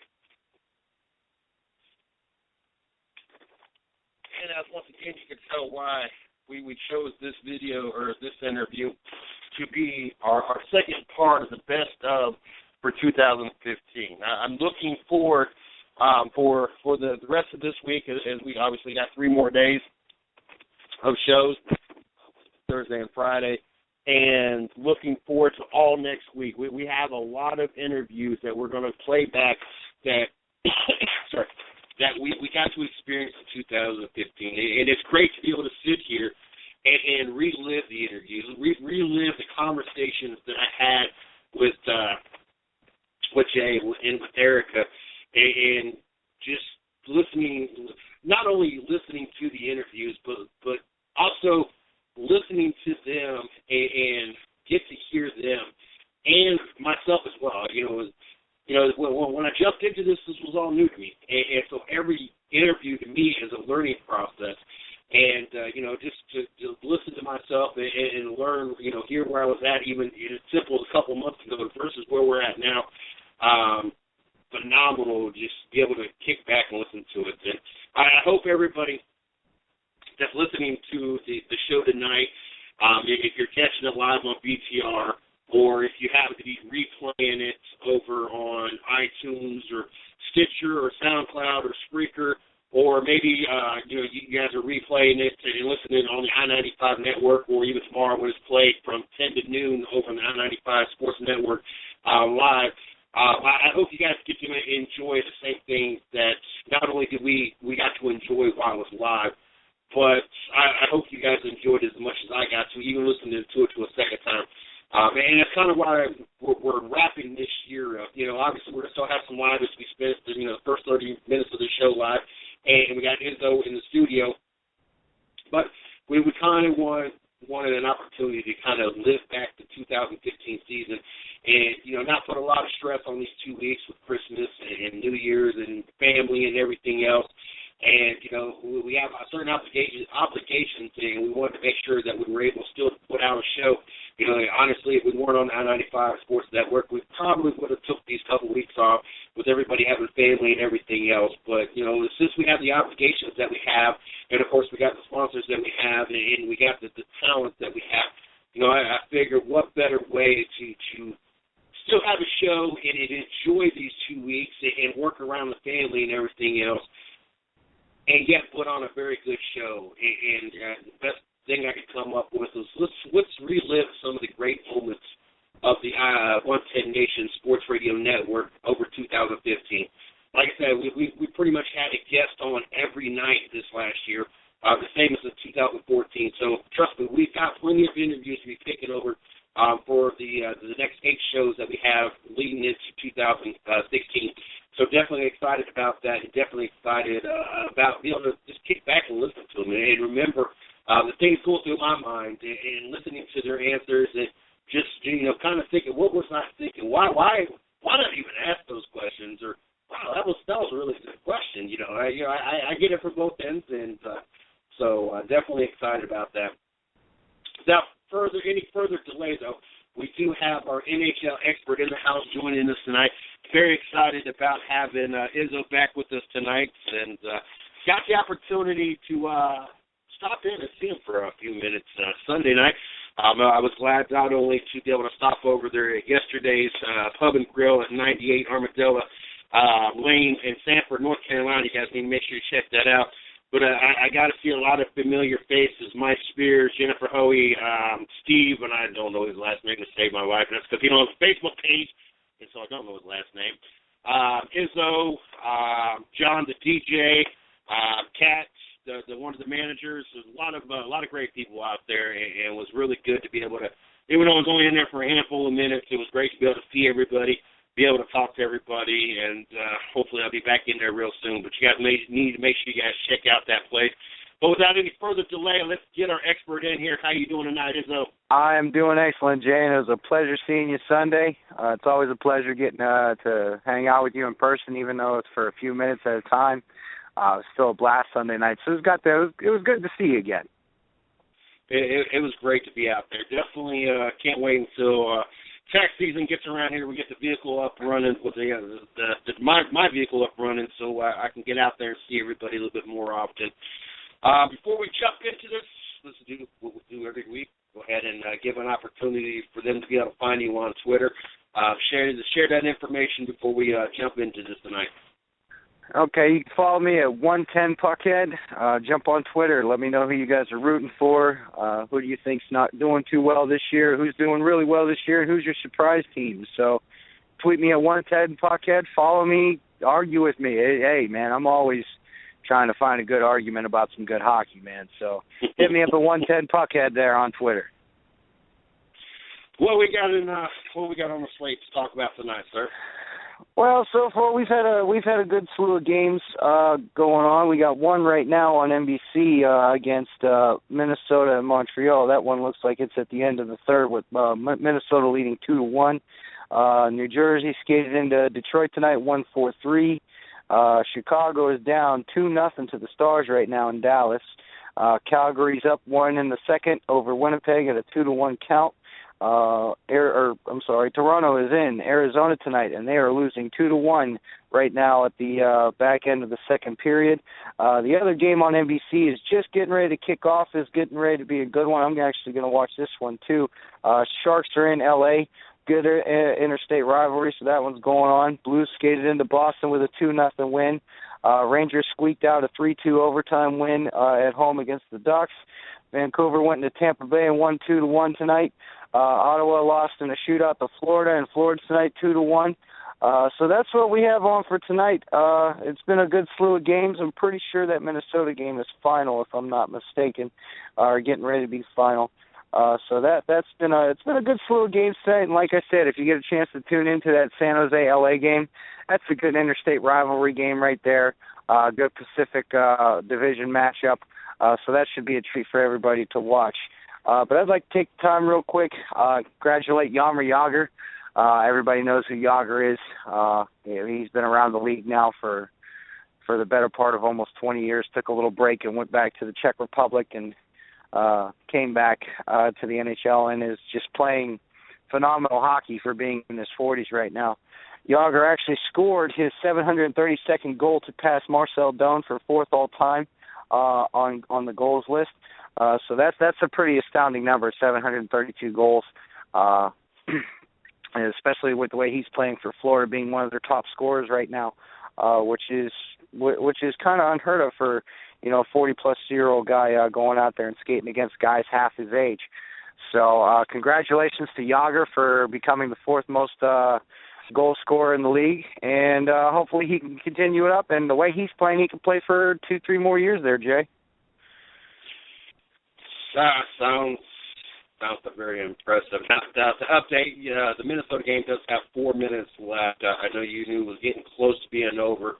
Yeah. We've got about 4 minutes left because I wanted to turn it on. I wanted to be prepared for the San Jose game. I didn't want to miss that game tonight. So since you pointed it out as a game that I need to sit here and watch, that's what I'm going to do tonight. I want to make a point to watch the San Jose game, but they do just have under 4 minutes left in that game now.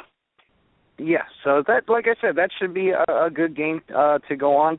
Now we're around Christmas time. Everybody's looking forward to the Winter Classic, which will be played in Gillette Stadium where the Patriots play, with an original six matchup with the Canadians and the Bruins going at it, which will be a very, very, very good treat to watch while recovering from a hangover New Year's Day. So, clear your calendars, NBC Sports, with playing in Foxborough and Gillette Stadium. I think you can't get more hockey-ish than that, really, especially between the Bruins and the Canadians.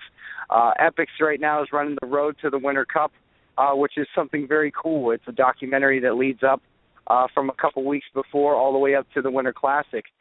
Goes behind the scenes, behind practices, workouts, even life at home for some of these players and everything like that. There are rituals that they do before every game. It's a good way to see how a hockey player really prepares for a practice, for a game, or, just a charity event of some sort. So it really takes you behind closed doors and lets you get a sneak peek of what these players go through, into going into a big game like the Winter Classic or even the Stadium Series or the alumni games and everything like that. So the new year kicks off with the Winter Classic, then we have the Stadium Series, and then we have the alumni games that go on throughout the month of January and February. So hockey's going to get pretty big here, coming close, to the end of the season for NFL. So, after the NFL, you got, basketball and everything like that, college basketball, but hockey still stands strong there in the background there, with all the outdoor games and the Stadium Series games and even the alumni games that they have coming up. With the North Stars and the Chicago Blackhawks. So that one's going to be a very good one to watch, and that'll be coming up on later in the new year and everything like that. So a lot of good hockey to pay attention to. Like I said, New Year's Day, everybody will be pretty hungover. At least the smart ones will be pretty hungover. So pull up another adult beverage, kill that hangover, man, and watch that Winter Classic game. That's going to be a real treat for everyone to watch, Jay. I bet it is. About the Winter Classic, whatever made them decide, let's play a game outside? I mean, where did this whole idea come? Do you know? Well, believe it or not, it all started with that school up north that all you Buckeye fans can't stand. The Michigan Wolverines were the ones that really played more, they played a lot of outdoor games, especially in the big house. College was, any time that, the hockey team could get permission to play a game in the big house, if it was against Michigan State or Michigan Tech or Central Michigan, all those Michigan teams are in small schools up in Michigan that are really good at hockey. It just gave an opportunity for the school to, do something kind of unique and everything like that. So with the way the stadium is built up in Ann Arbor, it was just an ideal, perfect place to, let's just set up a rink and let's let these kids play outdoors. So, because, growing up, that's how you really got started back in the day, was playing outdoors. There wasn't as many rinks back then, especially when I was a kid, playing and everything like that. I learned how to play on the black ice out on the pond. So it's a good way to get back to the roots. It pays respects to the founders and the ancestors of the game and everything like that. Kids, always skating out on the pond when we were a kid, trying to be Wayne Gretzky, Mario Lemieux, Pavel Bure, guys like that and everything like that. So it really started in the college ranks with Michigan, and then I do believe in 2007, Pittsburgh and Buffalo were the first ones to ever play an outdoor game. That was the actually only outdoor game that wasn't a Winter Classic game. That was just a random idea. That was, right after New Year's, the Christmas holiday. And, the NHL really had something, so they got the NBC to partner up with them, and now we've had, the Winter Classic for the last, 6, 7, 8 years now. So I think they've really done a good job with it. They've had games at Fenway Park, games at in Pittsburgh, games, out in Chicago at at Soldier Field. There was a game up in Buffalo where the Bills play. I mean, they're playing games everywhere. There was a game in Yankee Stadium played. Any time that, you can really pull in a crowd and everything like that. I mean, it's kind of a magical thing to see, guys playing a professional game of hockey at the house that Ruth built. So it's something really special to watch, something really cool, and something that really pays, like I said, pays the respects to, the founders and the ancestors of the game that we love to play so much. So it's a good way to show respect, like I said, and it's all around fun, feeling the cold weather out and everything like that. You're all dressed up, and skating the black ice, without a care in the world. And it kind of goes back to that where, you were just playing to play. You weren't playing to get a paycheck or, to make the NHL. You were just out there trying to be the superstars that you followed at that point in time. So, I mean, I've had countless, memories of playing on black ice with my little brother and all of our friends and everything, pretending that we were this person or that person, or we're going to score a game-winning goal in the Stanley Cup. So everybody did it, and it was just really good fun, really laxed. It wasn't anything, serious and everything, just a group of guys lacing up some skates and just shooting some vulcanized rubber around, Jay. That's pretty much how it came to be. Gotcha. I don't know, I was just curious, too. I mean, you really kind of had to think outside the box, for the NHL to make this such an event that it's become. And I was just kind of curious of, how it all came about and what person decided, let's do something different that we don't do any other time of the year. And so I'm kind of curious. Well, I'm kind of waiting for the time where, Jerry Jones will be like, hey, well, let's play a Dallas Stars game in Cowboy Stadium. That could be, that could be, not far-fetched at all, really. You could see something like that, So it's going to be something really interesting, and I think the ball is still going really well with it. Usually when you watch these games, they have all kinds of things going on, charities and so forth and such. And usually when the game is going on, they got two small rinks where you can see the children of the players are playing games and skating around on mini rinks and everything like that. So it's an all-around fun time for the family, for the fans, and for the NHL, and especially the players. The players take this to a serious note.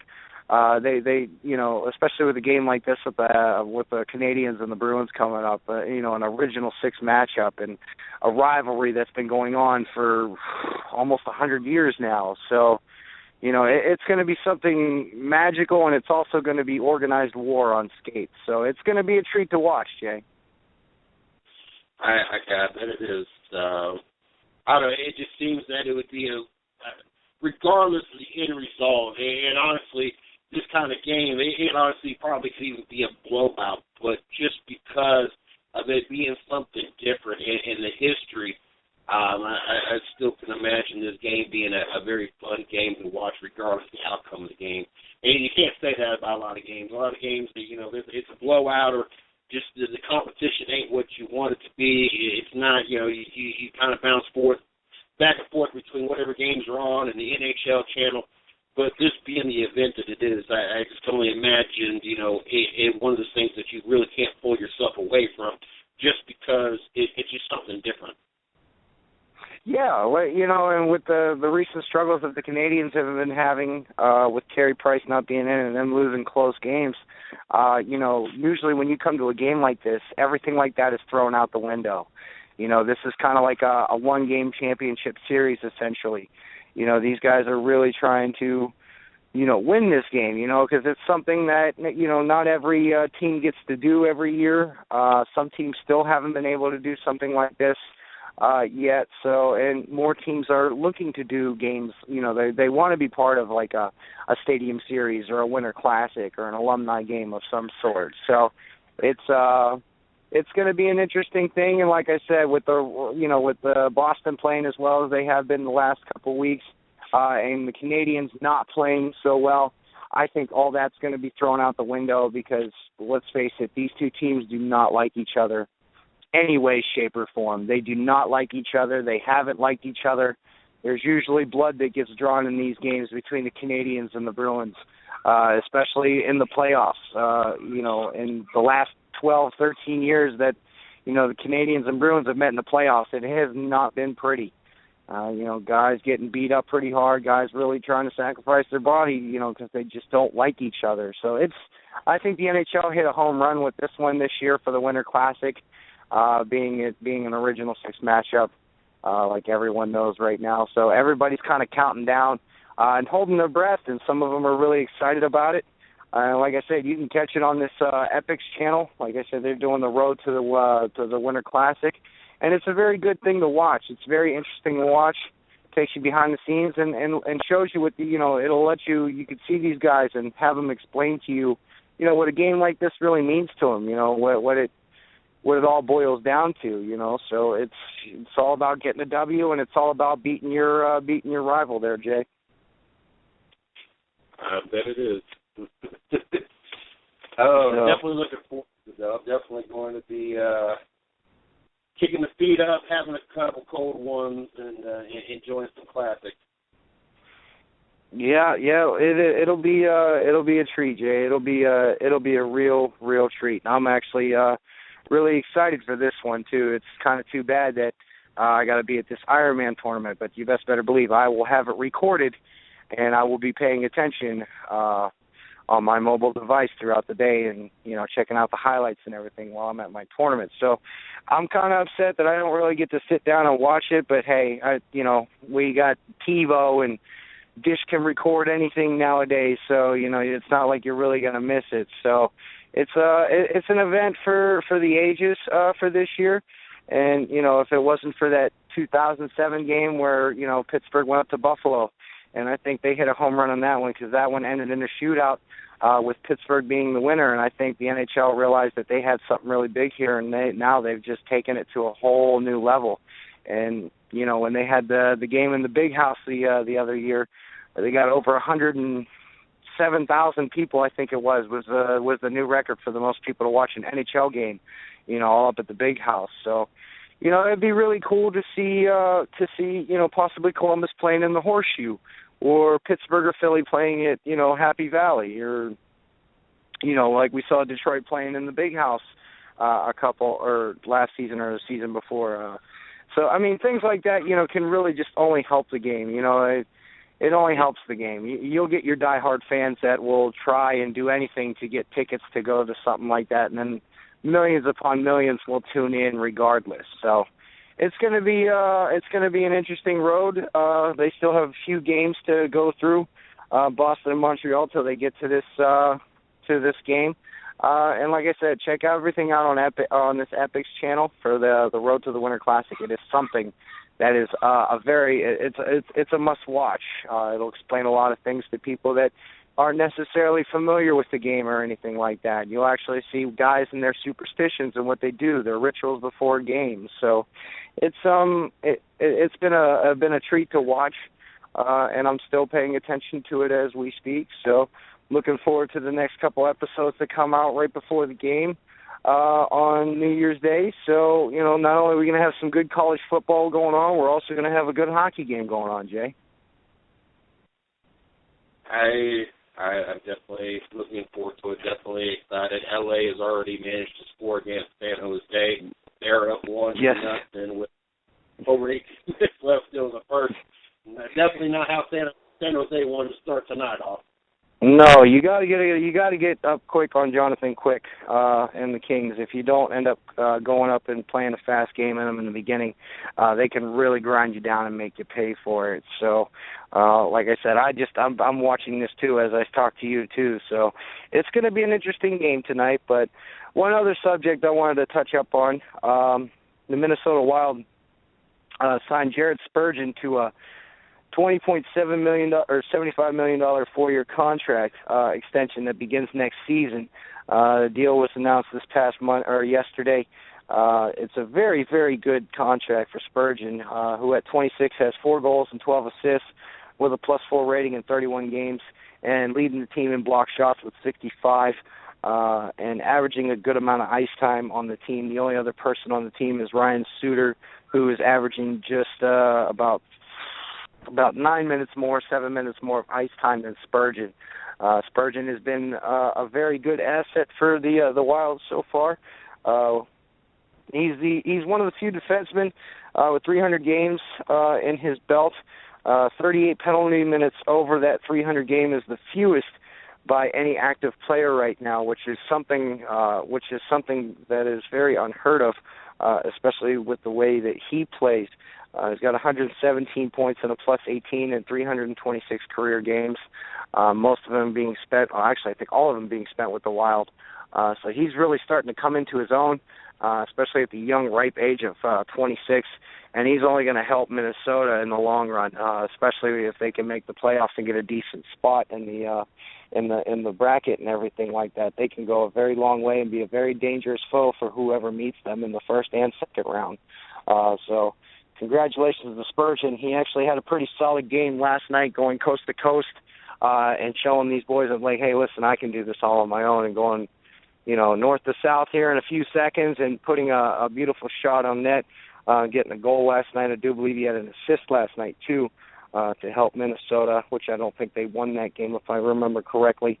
There were a lot of things going on last night that I was trying to pay attention to. So he's a very good two-way defenseman, can play a physical game, can really, put points up on the board, as we all see, with 117 points in 326 games. That's that's pretty solid for a two-way defenseman, especially one who is just now coming out of his shell. So at the ripe age of 26, his stock is on the rise, and I think Minnesota did a right thing right here and now and just getting him signed and locking him down so no one else can try and sneak in and maybe try and lure him away for maybe more money or anything. He seems to like it up in Minnesota right now, playing very well with his defensive partners. They kind of mix a little bit of their defensive combinations up to try and give, try and mix things up and everything, try to confuse teams on the back end and everything. But really has been paying dividends in the power play situation for Minnesota. Devin Dubnyk hasn't been playing as well as I'd like to see him play, but still playing a solid goaltending position right now, which is the reason why Minnesota is just, where they are right now in that Central Division. And as you look at that Central Division, there's only 6 points that separate, 6 teams right now from playoff spots and wild card spots. So that Central Division's really heating up. Dallas is running away with it. Chicago's trying to keep up. Minnesota's trying to keep up. St. Louis is trying to keep up and everything like that. So it's going to be a pretty competitive race throughout the end of the year. I couldn't even tell you if Dallas is going to end up staying on top of this division by the time playoffs roll around. But if they keep playing the way they do, and Jamie Benn and Tyler Seguin keep playing the way they do,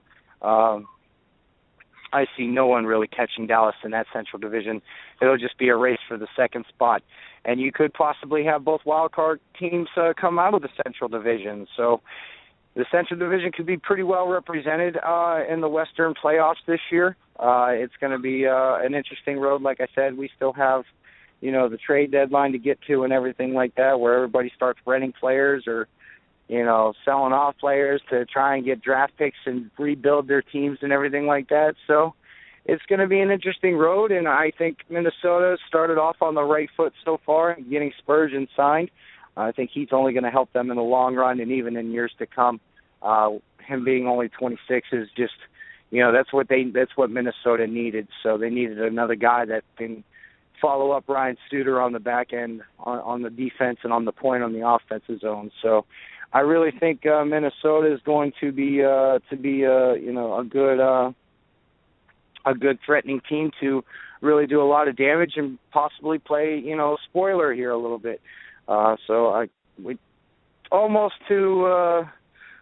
starting to get to crunch time until we start marching to the trade deadline.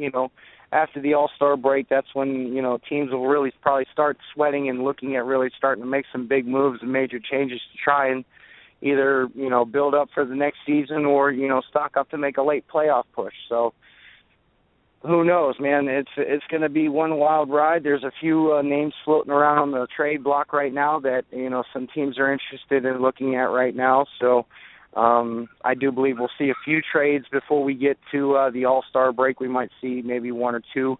And then once the All-Star break hits, we might see a couple more. And then once trade deadline comes, we could see a lot of movement like we did this past off season. So it's something to pay attention to coming up here through the next few weeks, Jay.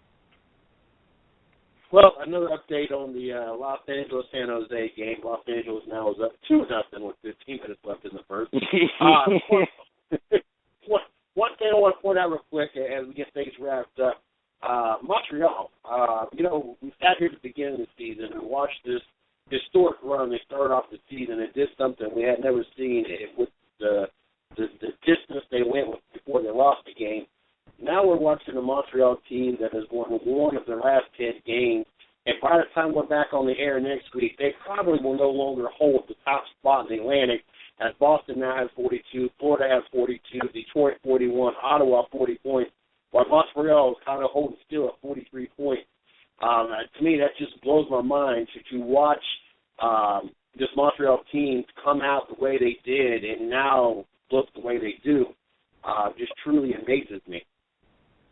Yeah, and Max Pacioretty, one of the good leaders of that Canadiens team, is really disappointed in the way the team's playing right now.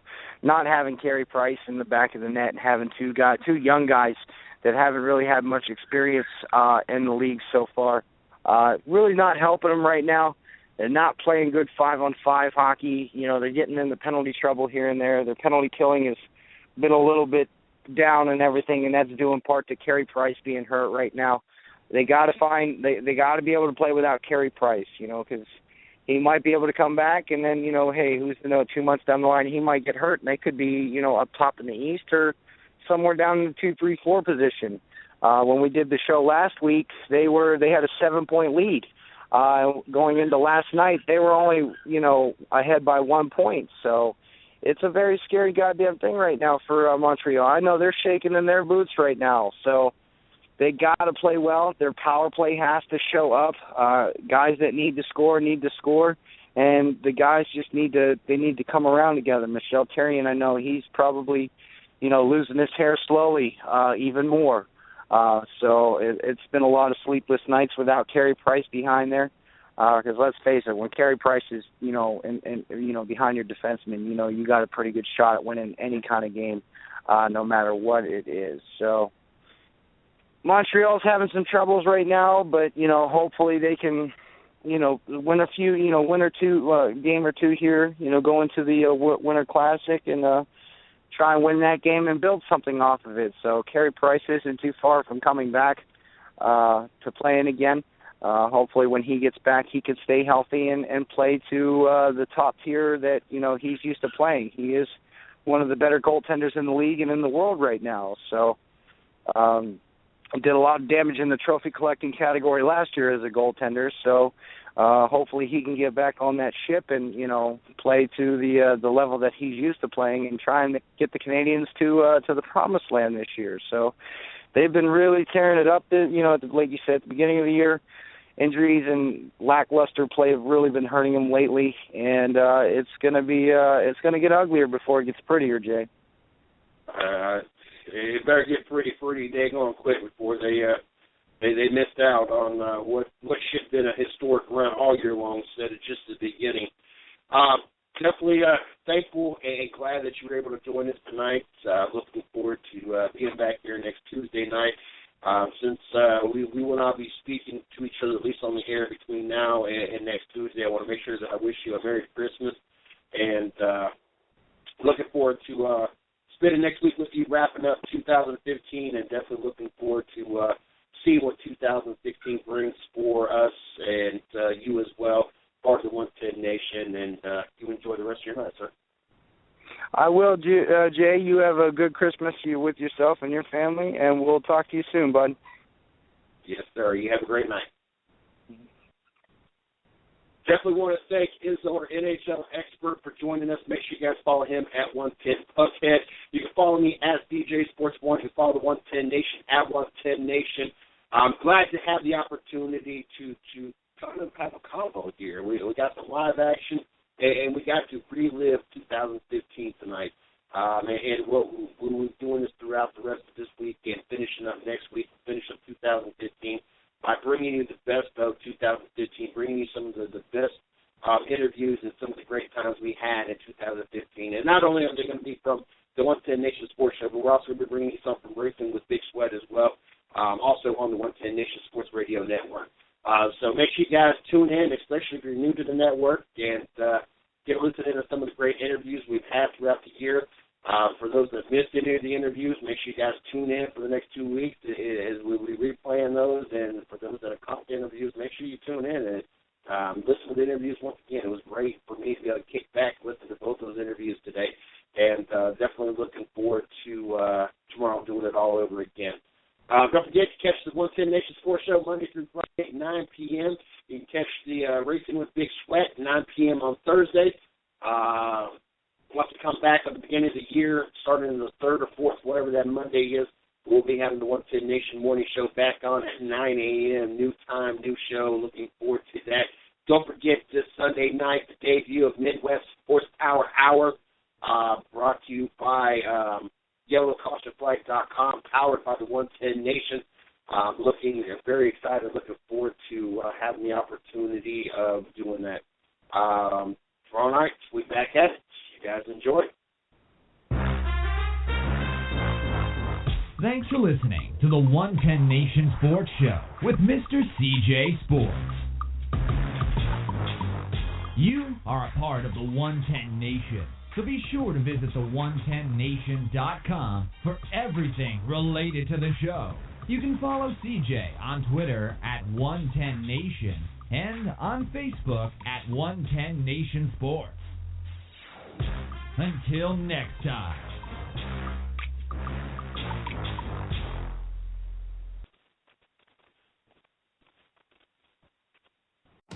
Have a seat and hold on tight. Because the ultra-high performance tire that first raised the bar just crushed it again. With better traction, more stability, improved wet braking. For the modern muscle car, it's the next level of performance. Step up to the all-new Nitto 555 G2. Check it out at nittotire.com. It's what's next.